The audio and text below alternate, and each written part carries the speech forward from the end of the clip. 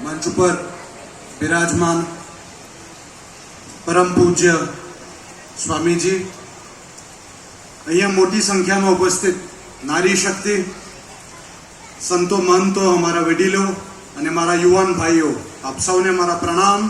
जय माताजी अने जय महादेव। वधारे समय नहीं लेवानुं, टूंकमां ज मारी वात पूरी करी दऊं छुं।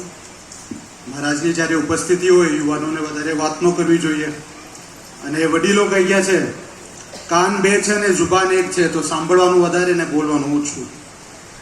खास करीने मारा युवान भाईओ, अत्यारे अमारा भाईए प्रातस्मरणीय नेक नामदार महाराजा कृष्णकुमार सिंहजीनी वात करी अने ई ज चरित्र जो आपणे दर एक युवानमां, आवनारी पेढीमां अने वर्तमान समयमां આપણે અગર મહારાજા કૃષ્ણકુમાર સિંહજી જેવું બનવું છે તો અગત્યનું એ છે કે અમે અમારા ધર્મ પ્રમાણે ચાલીએ, ધર્મથી કોઈ દિવસ દૂર ન ભાગીએ અને ધર્મથી કોઈ દિવસ ગદ્દારી ન કરીએ।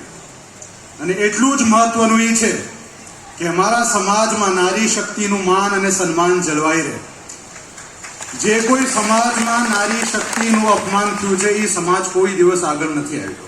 तो हाथ जोड़ीने मारा युवानोथी विनंती करूं छुं, व्यसनथी दूर रहो। अमस्तु कहेवाय छे अने नियम पण छे, गुजरातमां तो प्रोहिबिशन छे, कई मळवुं न जोईए, छतांय आपने कहूं छुं व्यसनथी दूर रहो।